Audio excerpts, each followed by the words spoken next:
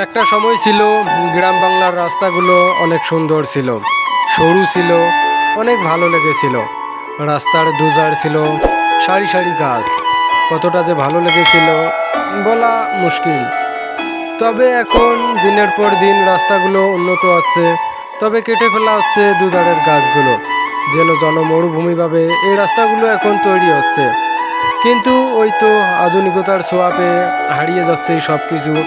তবে একটা জিনিস আমরা এটা লক্ষ্য করি যে রাস্তা তৈরি করতে রাস্তার দুধারে গাছগুলো যদিও বা আমরা কেটে ফেলতেছি, হয়তো বা আমরা দেশকে উন্নত করতেছি, কিন্তু এটা আমার পরিবেশের জন্য ক্ষতি, আমাদের নিজেদের জন্যও ক্ষতি।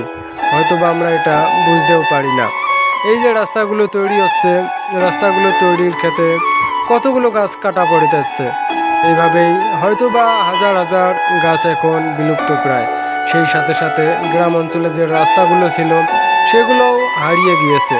তবে সময়ের আবর্তনে কখনো ওগুলো ফিরে আসবে কিনা জানা নেই। তবে এই যে বড় বড় রাস্তা, তবে গ্রামের জন্য এটা ভালো হবে যে এত বড় বড় রাস্তা তৈরি প্রকল্পে গ্রামের যাতায়াত ব্যবস্থা অনেক ভালো হবে। তারা খুব সুন্দরভাবে যাতায়াত করতে পারবে বা খুব সহজভাবেই এই দিক থেকে ওই দিক যাইতে পারবে। তারাও আধুনিকতার ছোঁয়া পেয়ে যাবে। একটা সময় তারাও যেন আধুনিকতার ভিতর হারিয়ে যাবে, সবাই হয়ে যাবে শহরতলির তলায় তলায় পূর্ণ। তবে গ্রাম বাংলার সেই চেনা বৈচিত্র্য রূপ হয়তোবা কয়েক বছর পর হারিয়ে যাবে, তবুও সবাই মনে পড়ে যাবে সেই গ্রাম বাংলার রূপগুলো। সবার এটা মনে থাকবে বা সবাই ফিরিয়ে যেতে চাবে সেই গ্রাম বাংলার দিকে। তবে মানুষ সময়ের সাথে সাথে সব কিছুই ভুলে যায়, আর মানুষের ধর্মই হচ্ছে ভুলে যাওয়া, তাই ভুলে যেতেই পারে।